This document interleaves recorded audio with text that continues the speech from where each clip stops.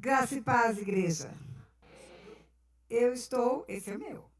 Eu estou como quem sonha, porque eu vejo Deus como um estrategista, um articulador.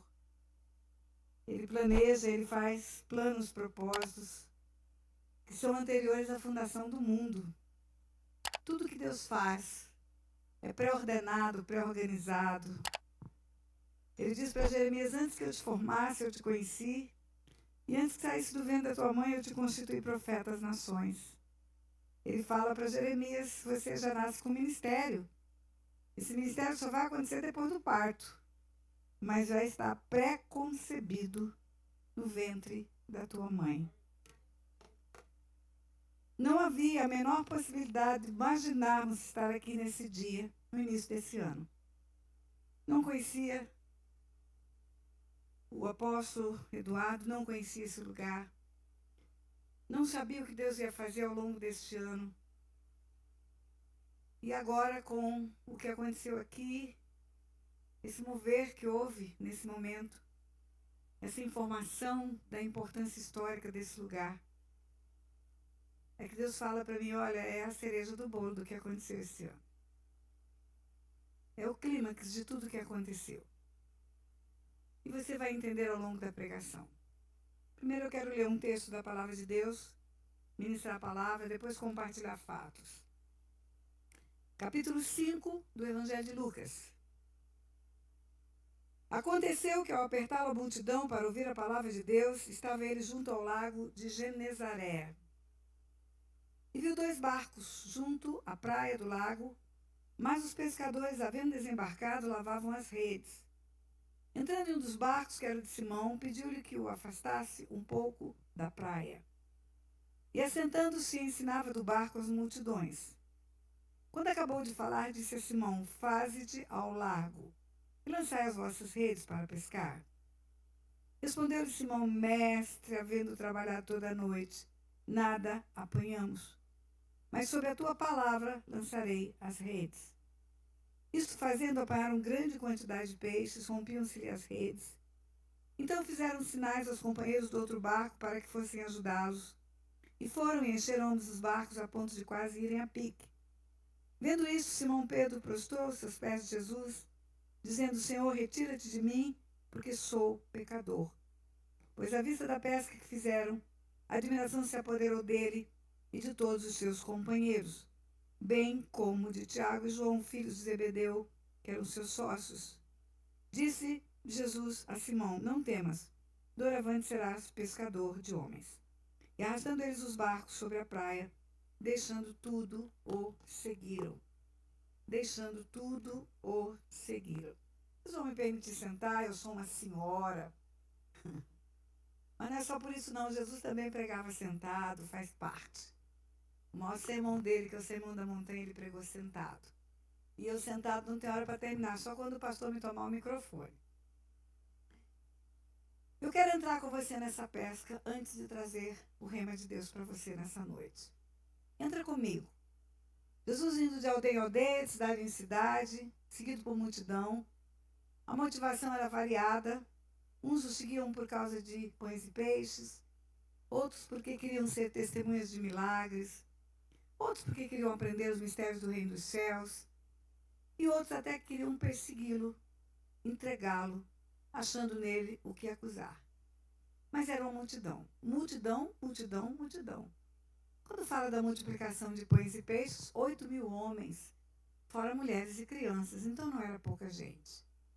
E Jesus está indo com uma multidão seguindo, e ele chega junto ao lago de Genezaré e termina à noite, para alguns pescadores, o trabalho, a pesca.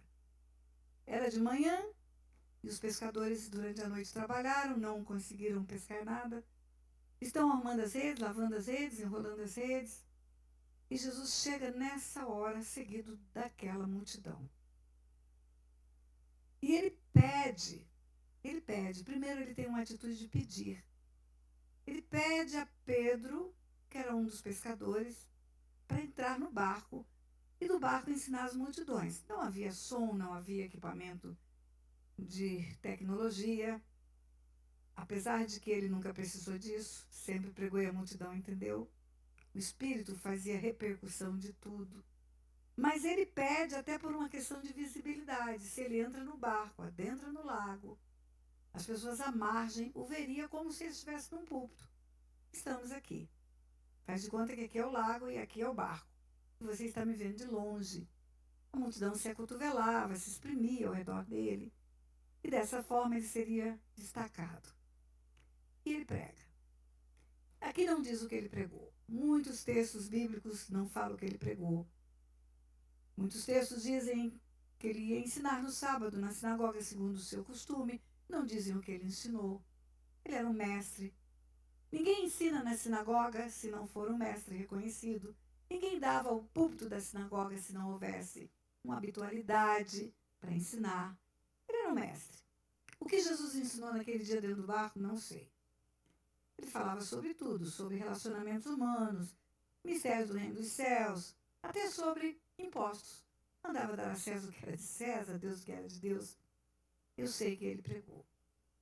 E quando termina de pregar, ele volta-se para Pedro e não faz mais um pedido.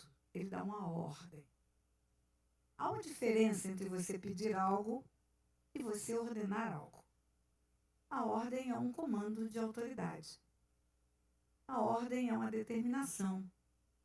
Jesus fala, faze ao largo e lançai as vossas redes para pescar. Quando ele pede o barco, Pedro podia dizer, não, Senhor, não, eu estou muito cansado. Mas Pedro concedeu aquele tempo. Agora a ordem é, Pedro, me obedeça. Entre um pouco mais e jogue a sua rede. E eu sempre que penso nesse texto, eu penso as inúmeras possibilidades de respostas de Pedro para Jesus. Inúmeras. Pedro poderia dizer assim, olha, o senhor entende muito de marcenaria, carpintaria, mas de pesca não. Quando havia silêncio nesse lago, eu lançava as redes e não pegava nada. Agora, com tanto ruído, com tanta gente murmurando, falando, criança, mulher, conversando ao redor do lago, não vai ter peixe, o senhor não entende de pesca. O barulho vai espantar o peixe. Pedro também poderia dizer assim, olha, eu estou cansado. Nós pescamos...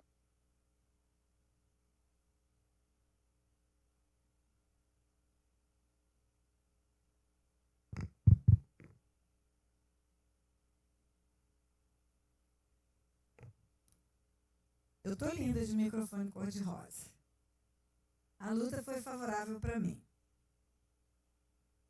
Pedro poderia dizer, Senhor, nós estamos muito cansados. Muito cansados. O senhor não tem ideia do esforço físico de músculos que fazemos para puxar uma rede da água. O senhor não tem ideia quantas vezes essa rede foi lançada, puxada, sem conteúdo nenhum, vazia. Quando puxamos a rede com algum conteúdo, dá até alegria do resultado. Jogar redes e ter peixes, vale a pena. Mas jogar redes e puxar redes, não ter nada dentro. O senhor não tem ideia do tamanho do sacrifício que isso é para nós. Outra coisa, Jesus, nós estamos indo para casa dormir. Amanhã tem mais. Nós vamos chegar em casa frustrados, sem nada. Precisamos descansar porque vai ter um novo tempo. Nos deixe para casa. Pedro poderia dizer para Jesus, olha, pelas circunstâncias naturais, não haverá pesca. Então eu já digo ao senhor, é frustrante o que eu vou lhe dizer, mas não insista, não vou tentar. Acabei de acabar o que eu podia fazer pelo senhor. Em resumo, nós podíamos ter um exercício de imaginação bem grande, eu gosto de imaginar.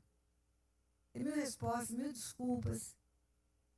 Por quê? Porque circunstâncias são circunstâncias. Você trabalha em cima de fatos, de acontecimentos, relatos. Mas qual foi a resposta de Pedro? Senhor, havendo pescado, havendo lançado as redes toda a noite, nada pescamos, nada, mas sob a tua palavra eu lançarei as redes. Sob a tua palavra eu lançarei as redes. E você viu o resultado. Muitos peixes, a ponto de um barco quase ir a pique, tendo chamado os companheiros de outro barco de pesca, outra companhia de pesca, dividiram a pesca, construíram uma história que vem por 2000 anos para nós ouvirmos sobre a pesca maravilhosa ou sobrenatural, para chegar até nós nesse dia. No final, Deus chama Pedro: venha após mim, eu vou te fazer pescador de homens. O que eu quero dizer para você nessa noite? Não há possibilidade de você chegar nos lugares onde Deus quer que você chegue, na sua vida, na sua história, no seu ministério, na sua nação, na sua rua, nesse bairro, se você andar só no mundo natural. Não há possibilidade de você ver por circunstâncias. Circunstâncias são fatos, são acontecimentos. Você pode até mudar circunstâncias por atitudes suas, mas as coisas espirituais só acontecem espiritualmente. Deus é espírito, e importa que o adoremos em espírito e em verdade, fizemos isso aqui. Mas também a Bíblia diz que sem fé é impossível agradar a Deus. Importa você chegar diante dele sabendo que ele existe, que ele é galardoador daqueles que o buscam. Jesus, quando fala a parábola do juiz iníquo, ele fala: quando voltar o Filho do Homem, acaso haverá fé na terra? Eu quero dizer para você que nós podemos viver por conhecimento de fatos, por informações, mas nós podemos viver no sobrenatural. Há um mover de Deus neste tempo, para que nós possamos crescer no mundo espiritual, entender sobrenaturalmente o que ele quer fazer. Porque ele vai fazer através de um corpo chamado igreja. É através de você, diga através de mim. Diga é através de mim que Deus vai fazer. É através de mim que Deus vai operar. Diga é através de mim. E olha para quem está do teu lado, diga é através de você. Diga agora há pouco, diga agora há pouco. O pastor dessa igreja abriu a boca para dizer que para isto o Filho de Deus se manifestou, para destruir as obras do diabo. E sabe através de quem ele vai fazer isso? Através da igreja. É através da igreja. É através da igreja. As portas do inferno não prevalecem contra a igreja. A igreja é o corpo de Cristo estabelecido na terra. E é através da igreja que ele vai esmagar Satanás debaixo dos nossos pés. A cada manhã eu acordo dizendo: Satanás, seu dia vai ser pior hoje do que foi ontem. Se depender de mim, vai ser pior. Porque nós vamos destruir as suas obras. Jesus veio para isso. Nós vamos nos levantar e vamos arrancar os cativos de lá. Nós vamos tirar os prisioneiros. Nós vamos movermos nos céus e na terra. Porque o que ligamos na terra liga no céu. A igreja tem um link. A igreja está aqui, mas a igreja está lá também. E porque ela está lá, ela pode atrair o céu para a terra. Diga: venha o teu reino. Diga: venha o teu reino. Por que você acha que Jesus nos ensinou a orar: Pai nosso que estás nos céus, santificado seja o teu nome, venha o teu reino. Seja feita a tua vontade, assim na terra como no céu. Quem sou eu, vermezinho de Jacó, Tâniazinha de Aquidauana, para falar para Deus: venha o teu reino na terra? Sabe quem eu sou? Eu sou aquela que Deus constituiu reino e sacerdote nessa terra. Digno é o cordeiro de abrir o livro, tirar o selo, que foi morto, e com o seu sangue comprou povos de todas as raças, tribos e nações, e os constituiu reis e sacerdotes. E os constituiu reis e sacerdotes. Não está escrito os constituirá. Ele foi morto e com o seu sangue comprou, não é comprará, povos de todas as raças, tribos e nações, e os constituiu reis e sacerdotes. Por isso que Paulo fala: vós sois raça eleita, nação santa, sacerdócio real, povo escolhido para proclamar as virtudes daquele que vos chamou das trevas para a sua maravilhosa luz. Você já é um reino sacerdotal. Você já é uma raça eleita. E você, como rei, tem governo, tem gestão, tem administração. O dia que Deus formou o homem à sua imagem e semelhança, ele o colocou nesse mundo chamado terra, nesse mundo natural. Mas o homem é um ser espiritual. O homem não é um animal racional porque pensa. Ele foi formado por Deus para dominar sobre todos os animais, sobre toda a terra. Colocado na terra para dominar, ele tinha acesso, livre acesso ao mundo espiritual. tanto tinha os pés na terra, como pelo Espírito que é, tinha link com o mundo espiritual. Perdeu isso pelo pecado. Mas pela graça da salvação, pela restituição do perdão e da volta ao DNA de Deus, voltou a ser rei e sacerdote. Você entende isso? O homem pode pisar na terra como rei, ele tem governo. E como ele tem governo, ele pode dizer, venha o teu reino, eu quero que venha para o meu governo na terra. Ele pode dizer para Deus, atraia para a terra, eu quero que o Senhor atraia para a terra, que o Senhor me deu aquilo que o Senhor tem no mundo espiritual. Os céus são os céus do Senhor. Salmo 115, versículo 16. Mas a terra deu a ele aos filhos dos homens. É do céu, do Senhor e a terra dos homens. Espera aí, mas não está escrito que a terra, sua plenitude e todos os que nela habitam, são do Senhor? Não, não é propriedade, eu não estou falando de propriedade. A propriedade da terra é do Senhor. A terra é do Senhor. Registro de imóveis, escritura, lá no cartório do céu, é do Senhor. Mas o governo, diga governo, domina sobre tudo, sobre toda a terra. O governo ele deu ao homem. É o homem que escolhe quem entra, quem sai. É o homem que governa, é o homem que abre portas, que fecha portas. Assista meus vídeos no YouTube. Todo dia eu falo disso. É o homem que convida, se vem o império das trevas, o inimigo jaz à porta, te cumpre dominá-lo. É o homem que escolhe, se vem Jesus, Jesus bate a porta. Eu estou batendo a porta, estou vivo, estive morto. E estou batendo a porta, se você abrir eu vou entrar. É o homem que escolhe quem entra nesse mundo natural. Essa é a parte do rei. Ele tem a gestão dessa. Deus entregou essa nação para nós. Deus entregou essa terra para nós. Essa terra nos pertence, ela foi dada a nós. Nós escolhemos quem chega e quem sai. Nós escolhemos quem entra e quem vai. Nós escolhemos que santa que vai ficar no embornal. E nós escolhemos que santa que vai embora dessa nação. Nós escolhemos quem chega e quem sai. Queridos, não tem uma vez que eu passo na frente do santuário que fica aqui entre São Paulo e Rio de Janeiro, que eu não digo para aquele principado que está lá, seus dias estão contados nessa terra, você vai cair por terra, entrega as almas, solta as vidas, solta as vidas, solta as vidas, porque muitos se converterão ao Senhor, sairão da cegueira espiritual e virão para a luz. Muitos sairão das trevas para a luz, porque Deus nos deu autoridade como igreja para arrancar as pessoas das trevas para a luz. É o chamado apóstolo Paulo. Levanta-te, porque para isso te apareci, para arrancar as pessoas das trevas para a luz do poder de Satanás para o poder de Deus. Eu quero te mostrar como é que termina a pesca maravilhosa. Jesus olha para aquele pescador e não diz para aquele pescador, olha, você primeiro vai estudar 10 anos, vai fazer seminário teológico, pós-graduação, mestrado, doutorado, depois você vem para ser pescador de homens. Não, vinde após mim e te farei pescador de homens. Sabe o que significa? Jesus tem pressa.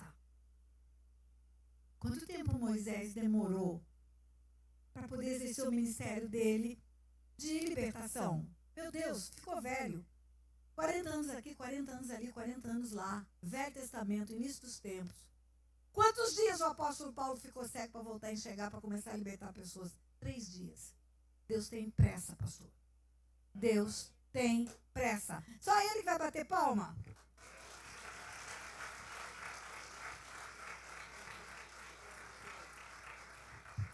Agora eu quero dizer para você, só pela fé você vai conseguir realizar o projeto de Deus nessa terra. Porque pelas convicções você vai viver em cima de realidades.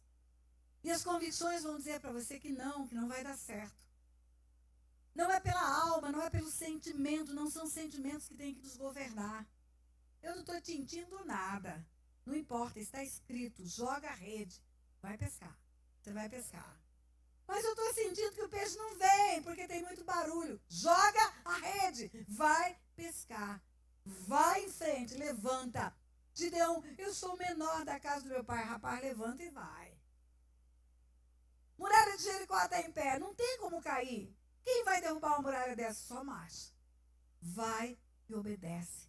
Vai e obedece. O comando de Deus para você precisa obedecer. Deus vai fazer o resto. Deus está procurando pessoas obedientes nessa terra.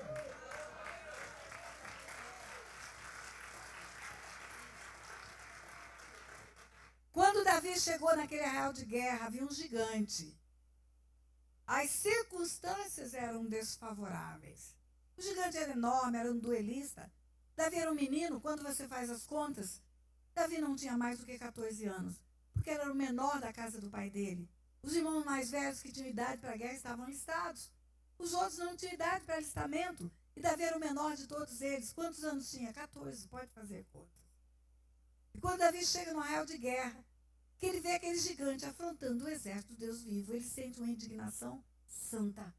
Ele sente uma indignação no coração dele e ele grita: quem é esse incircunciso filisteu que ousa afrontar o exército do Deus vivo? Eu creio que Deus olhou do alto e disse: achei um cara, achei um que está sentindo o que eu estou sentindo, é esse menino que eu vou usar, é ele. Deus só precisa que você tenha conexão com ele, do que ele está sentindo, a indignação que ele sente pelo que está acontecendo nessa terra, queridos. A indignação que ele sente pela maldita idolatria. A indignação que ele sente pela feitiçaria. A indignação que ele sente pela promiscuidade. Vendo prosperar o mal, ele precisa encontrar alguém que tenha essa indignação.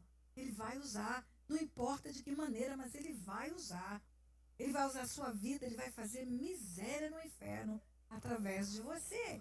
Você precisa apenas crer, precisa crer no sobrenatural. Precisa crer que Deus quer usar a sua vida. Não é só para Jeremias ou só para Isaías que ele fala: a quem enviarei quem há de ir por nós. Para a igreja que ele tem na terra. Ele não conta com Jeremias hoje, querido. Ele não conta com Isaías hoje, ele conta com você. É com você, é com você, é com você, é com você. E nós não podemos ser uma igreja morna, ele vai vomitar da boca. Diga assim: não seja morna. Fala para quem está do teu lado. Deus quer tirar você da comodidade. Deus quer lançar você para grandes desafios. Coisas que você não tem capacidade de imaginar. Eu quero lembrar para você que circunstâncias nos aprisionam a alma. E não é na alma que nós vamos vencer Satanás, é no espírito. Circunstâncias nos deixam doloridos, cheios de doenças, cheios de enfermidades, cheios de dodói, cheios de mimimi. As mulheres viram gatinhas. Deus precisa de você leoa, não é gatinha. Leoa, valente, guerreira, cascuda, para levantar em favor da sua casa, da sua família, dos seus filhos, daqueles que estão perdidos e dar passos largos para o inferno. Outro dia alguém perguntou para mim: a senhora acredita em ideologia de gênero? Eu falei: acredito em ideologia de Gênesis. É isso que eu acredito. É isso que eu acredito.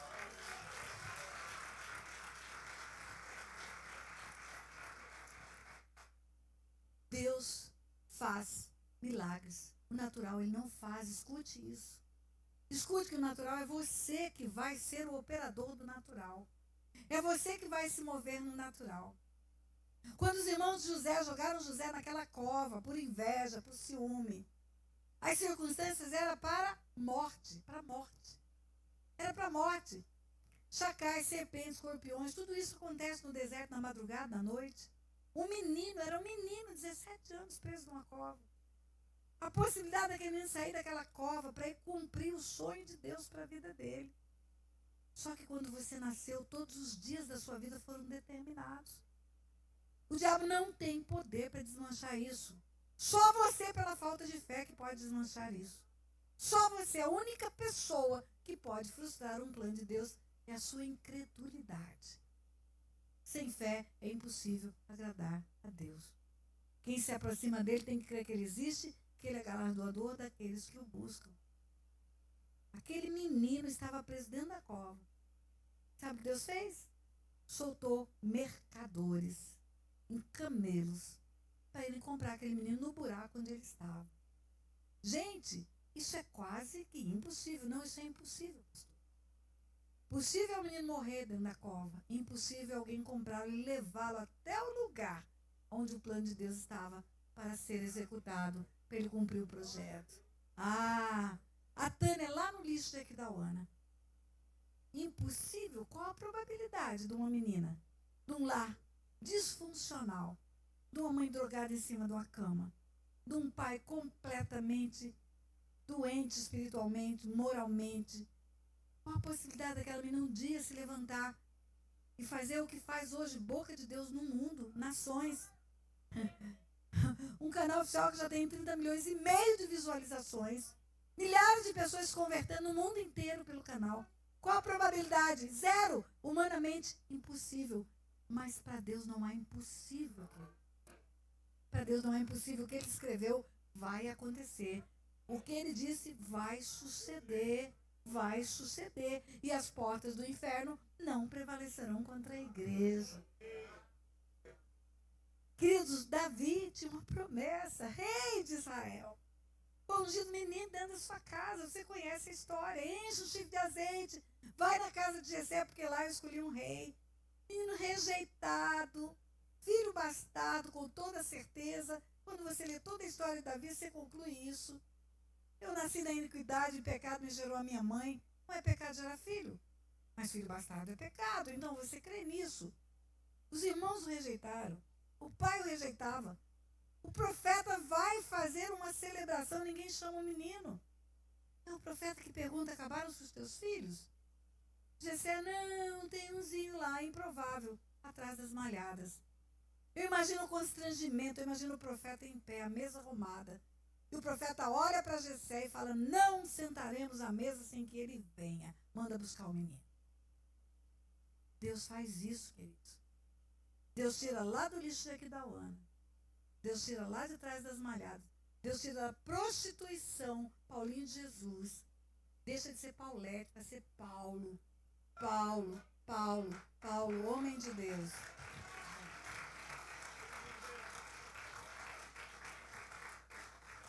Deus não tem problema para mudar a história aqui. Deus não tem problema para fazer as coisas. O sobrenatural é o dia a dia, o arroz com feijão de Deus. A mar vermelho, derruba a muralha, ressuscita morto.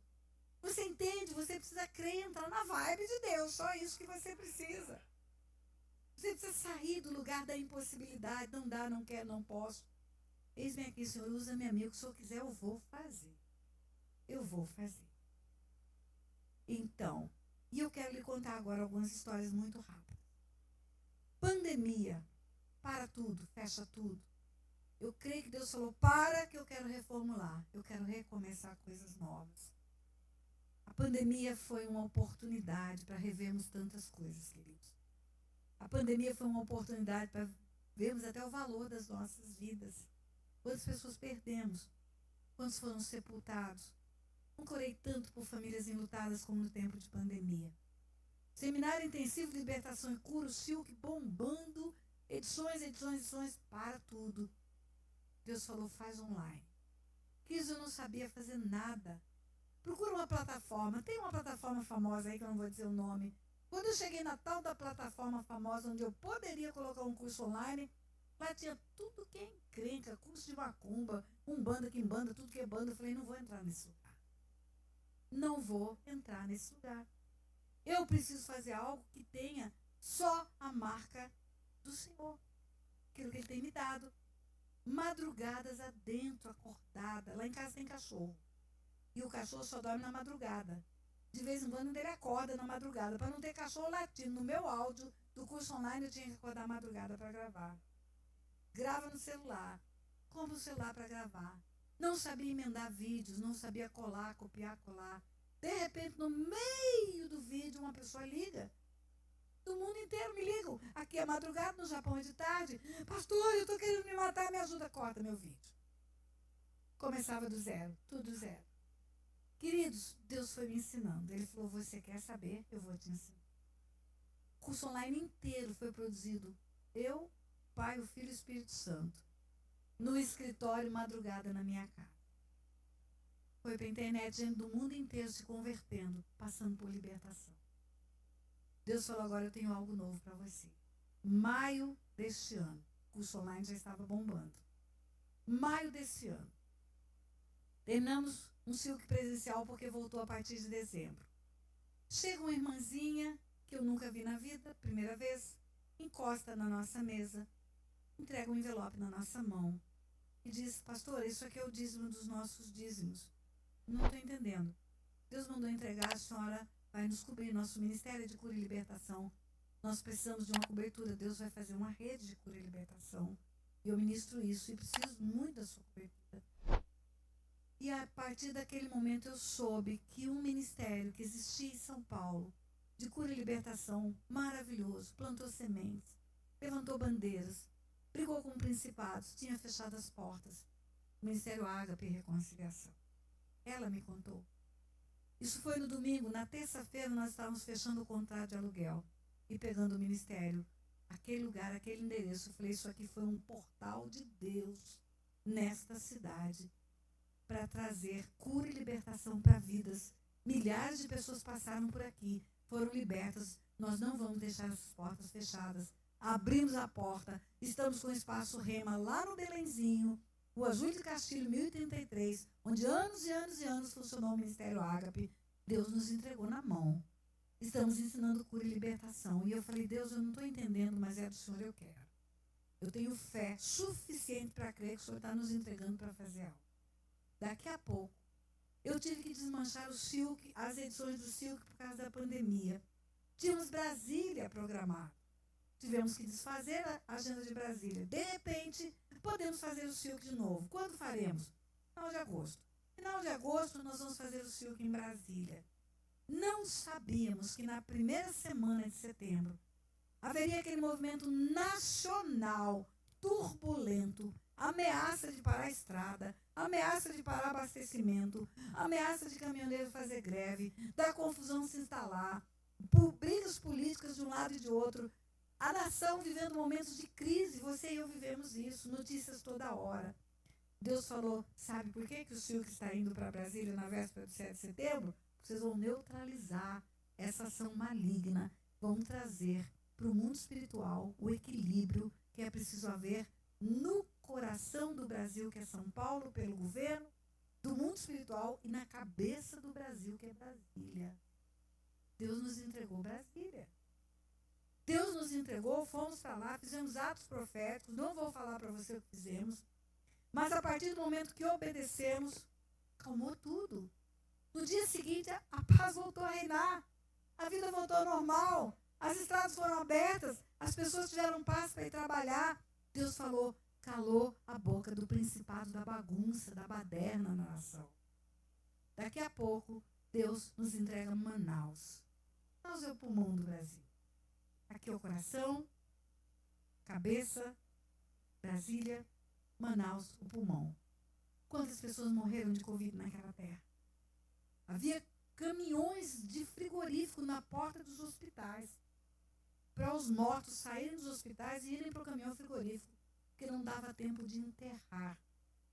Eles tinham que ficar esperando congelados para enterrar. Deus falou, aqui é o pulmão do Brasil. É aqui que eu vou soprar a cura, é daqui que vai soprar a cura para essa nação. Começa a haver a reversão das enfermidades. Começa a haver reversão dos casos. A partir da nossa passagem por Manaus, o quadro começou a mudar do Covid na nação brasileira. A senhora é pretensiosa, pastora? Não. Eu tenho fé para crer no que eu estou te falando. Eu tenho fé para crer que Deus está usando aqueles que dizem, eis-me aqui, usa-me a mim, Senhor. Daqui a pouco, nós não sabíamos, na agenda de Deus estava, irmos para Porto Seguro. Porto Seguro é o útero da nação brasileira. Ali nasceu o Brasil. Ali nasceu a idolatria. Se você não sabe, vá para o Google, faça pesquisa e informe-se. Sabe por que foi rezada a primeira missa? Assista a minha conferência de Porto Seguro. Assista, ela está toda no YouTube. Sabe por que foi rezada a primeira missa? Porque, como na Europa, o movimento da reforma protestante já estava acontecendo. Já estava havendo uma quebra da idolatria. Pessoas se convertendo, que culminou com Martinho Lutero no dia em 1517, Brasil descoberto em 1500.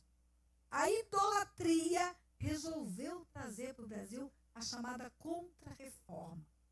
Nas cartas do governo, daquele que estava à frente do governo do Brasil para o rei de Portugal, ele escrevia assim, nós precisamos trazer a nossa religião para cá, antes que essa nova religião que está na Europa venha.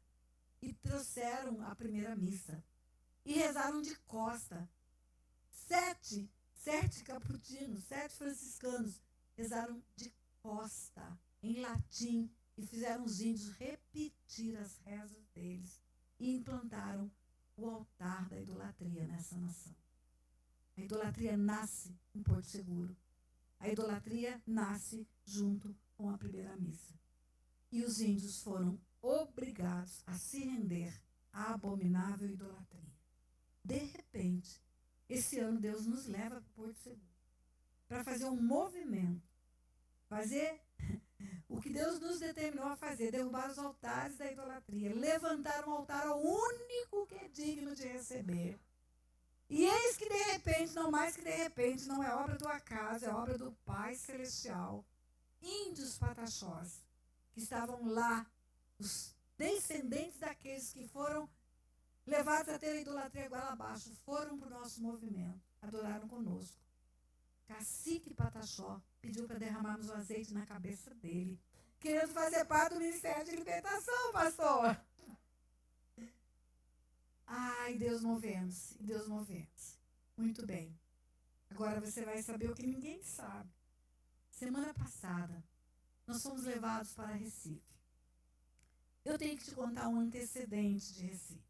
Todo mundo que me segue, todo mundo que já fez o Silk, todo mundo que me acompanha no combate à idolatria, já ouviu eu falar que há uma maldição sobre a nação brasileira, porque expulsou o povo judeu desta terra.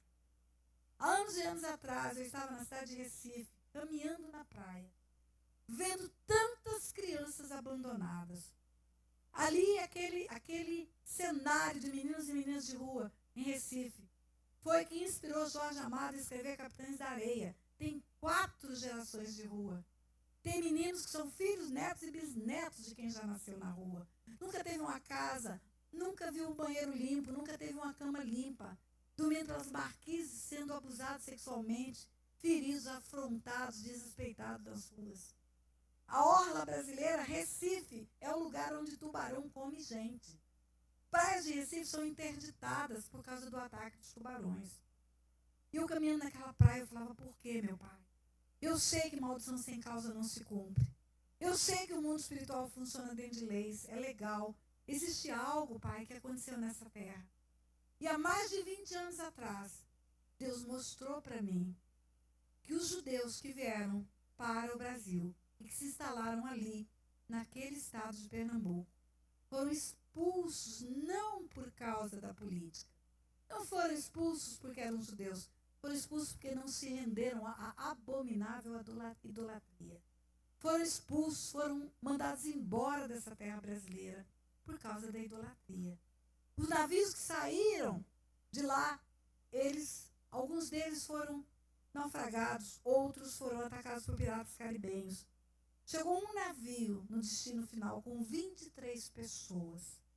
Essas 23 pessoas que sobreviveram a essa expulsão maligna feita pela idolatria, pela abominável idolatria brasileira, eles são os precursores da riqueza que tem nos Estados Unidos. Sabe por quê?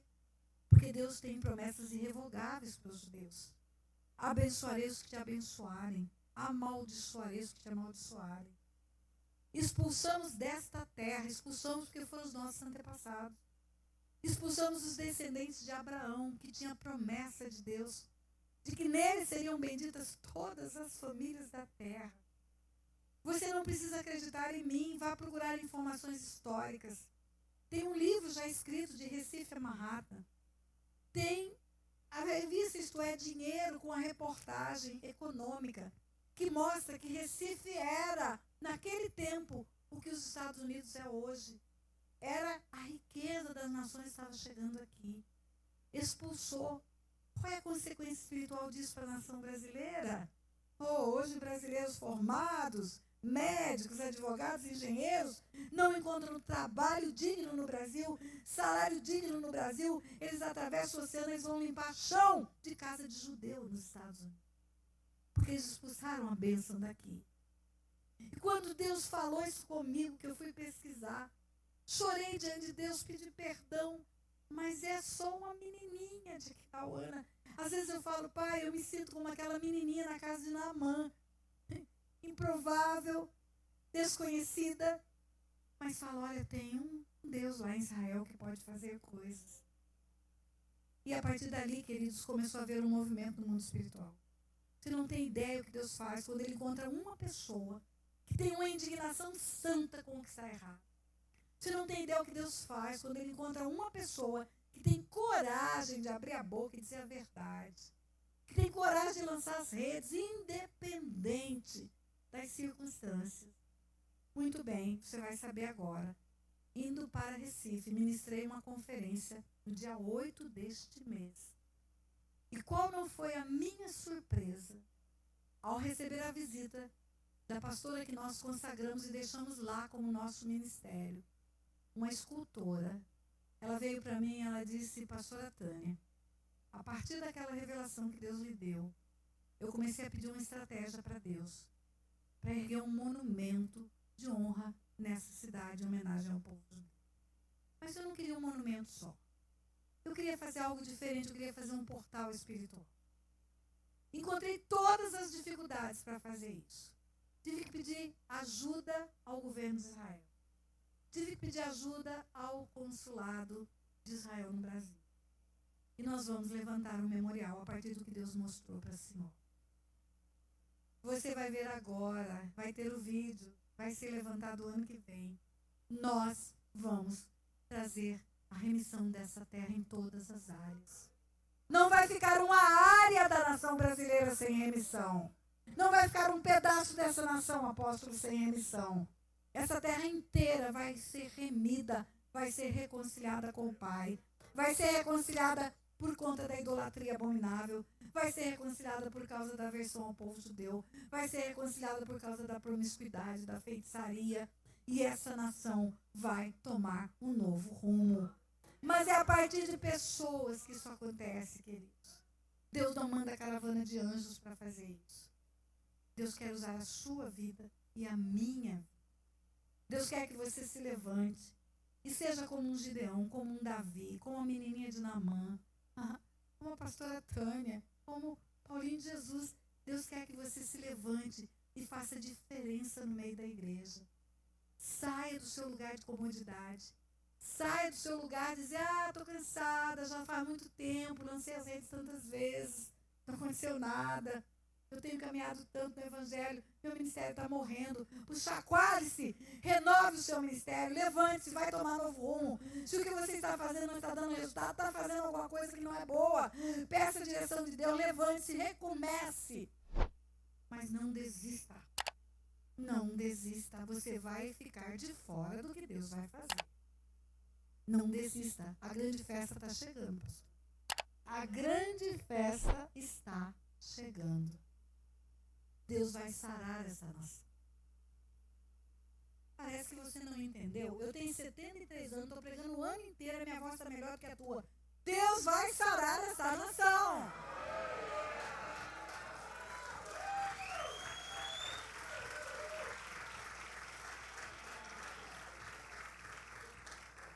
A única coisa que eu quero fazer no dia de hoje, eu já fiz, é animar você. É dizer para você, levanta e resplandece. Porque está chegando a luz. Levanta e chacoalha. Levanta, presta atenção. Eu ainda nem comecei o que Deus vai fazer através da minha vida. E fazem 40 anos que eu estou brigando com um cão. Satanás bote ouvidos para ouvir. Você já sabe que vem chumbo grosso a partir de agora. Vem chumbo grosso. Vem chumbo grosso. Você vai ver o vídeo de planejamento do memorial. Quando eu vi esse vídeo pela primeira vez, eu chorava de soluçar. Eu falava, Deus, foi só uma pergunta que eu fiz para o Senhor. Por que acontece tudo isso na nação brasileira? Por que temos tanta dificuldade em prosperar? Por que os nossos jovens terminam a faculdade e não arrumam emprego? Por que, Senhor? Por que nós temos que ir com os nossos filhos para outro país, para outra nação? Por que somos explorados? Por que, Pai, que não temos dignidade diante das nações? Só uma pergunta. Deus falou, eu vou te ensinar. Eu vou te ensinar. Deus é o maior interessado em mudar a história de uma terra. Ele fala, eu procuro um homem que se coloque na brecha. Deus procura são adoradores e pessoas que se coloquem na brecha. Deus está procurando quem se coloque pela nação brasileira na brecha. Ele está procurando isso. E eu vou terminar mostrando o vídeo do memorial. É apenas um planejamento, o ano que vem que vai acontecer. Mas isso é a maior prova para mim, é a maior prova de que eu estou no centro da vontade de Deus. Deus está nos entregando a nação inteira, o projeto de libertação da nação inteira. Pastora, a senhora é muito pretensiosa. Não sou, não. Foi só com Moisés que ele libertou Israel. Mas eu estou com todos vocês juntos. Nós vamos embora. Nós vamos embora. Nós vamos arrancar essa nação das garras de Satanás. Nós não vamos mais deixar nossos filhos irem para a calamidade. Nós não vamos mais ver as nossas famílias destruídas. Nós não vamos mais ver bancarrota no meio do comércio. Nós não vamos mais ver a mentira do diabo prevalecer. Agora Jesus pergunta, acaso haverá fé na terra quando vier o Filho do Homem? É você que vai responder isso. É você que vai responder. Porque se você tiver fé como um grão de mostarda, você vai ser o instrumento de Deus para realizar tudo, absolutamente tudo que Ele tem para essa nação. E eu quero participar do que Deus tem a fazer nessa terra. Eu quero. Não vou ficar de fora de jeito nenhum. Sou velha, mas não sou boba. E vou junto. Eu vou junto. Em nome de Jesus. Paulinho, prepara para depois de passar esse memorial, você vir com esse vozeirão e arrebentar a boca do balão cantando aqui, antes de entregar o microfone para o seu pastor. Vamos lá. Memorial.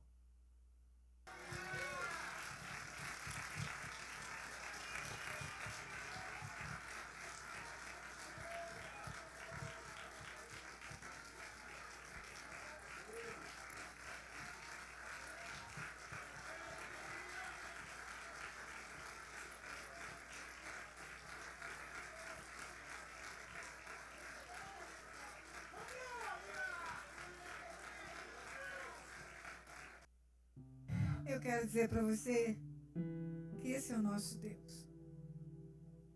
Esse é o nosso Deus. Eu não tenho por mim como mover-me. Ele chegou à nação de Israel, mas Deus foi fazendo todas as pontes. Deus foi fazendo tudo. É como se Ele dissesse para mim, filha, eu vou te mostrar que eu só precisava de alguém que orasse por isso.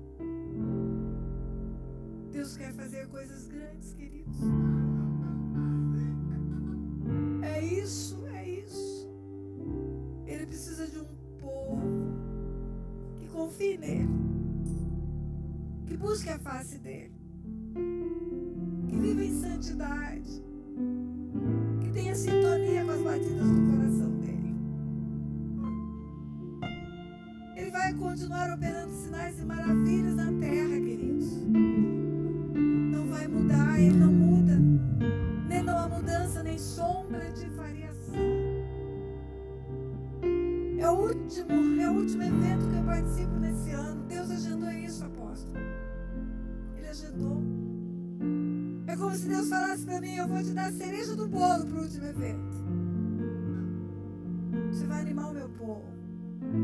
Vai estar no YouTube da igreja, vai estar no meu canal, vai estar onde você quiser.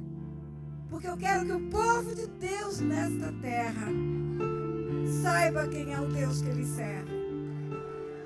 Saibam quem é o Deus que ele serve. Pai, muito obrigada. Muito obrigada, papai. Muito obrigada, papai. Pelo privilégio, Senhor, que o Senhor tem me dado ao meu esposo, dado a essa equipe que nos acompanha, Pai, filhos espirituais. De vermos, Senhor, o que o Senhor está fazendo na terra neste tempo. O Senhor é o único Deus que trabalha em favor daqueles que no Senhor esperam. O Senhor é aquele que vai completar a obra que começou, porque no Senhor está o querer e o realizar. O Senhor diz de si mesmo, agindo eu, quem impedirá? Nada, nada, nada, nada impedirá o teu mover, Pai. Vamos nos levantar, Pai, eu creio, como uma igreja vitoriosa nessa terra. Vidas de vidas vão se converter a partir do evento lá de Porto Seguro. Vão deixar a idolatria. E esta terra chamada São Paulo, este lugar chamado Penha, vai ser um portal de luz para o céu. Profetizo isso. Um portal de luz. Vidas vão se converter. Vidas virão para o Senhor. Nós vamos ver isso acontecer. Em nome de Jesus. Em nome de Jesus.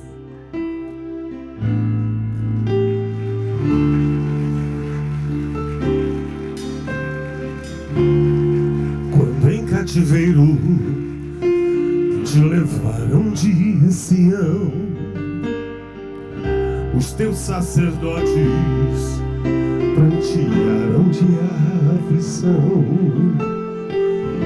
Foi como morrer de vergonha e dor.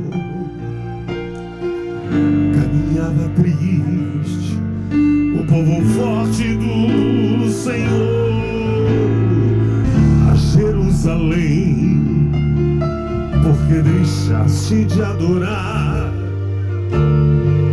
o Deus vivo que em tantas batalhas te ajudou. Chora Israel, num lamento só.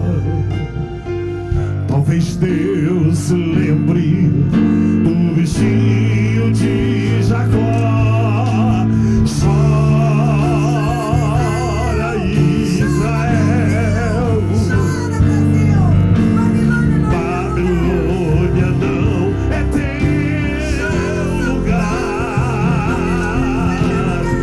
Clama ao teu Deus, Ele te ouvirá. Libertará. Chora, povo do Brasil. Babilônia não é teu lugar. Clama ao teu Deus, Ele te ouvirá. Do inimigo te libertará. Quando em cativeiro te levaram de Sião, os teus sacerdotes prantearam de aflição. Foi como morrer de vergonha e dor. Caminhava triste o povo forte do Senhor a Jerusalém, porque deixaste de adorar o Deus vivo que em tantas batalhas te ajudou.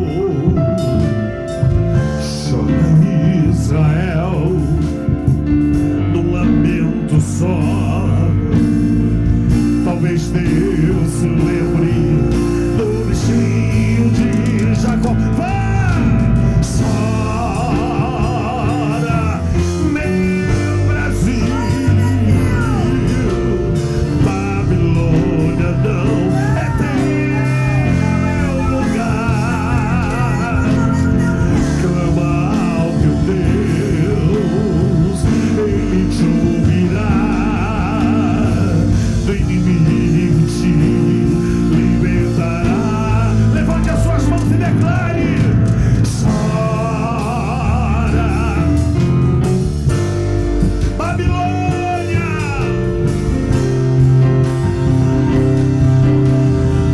Oh, clama ao teu Deus, Ele te ouvirá.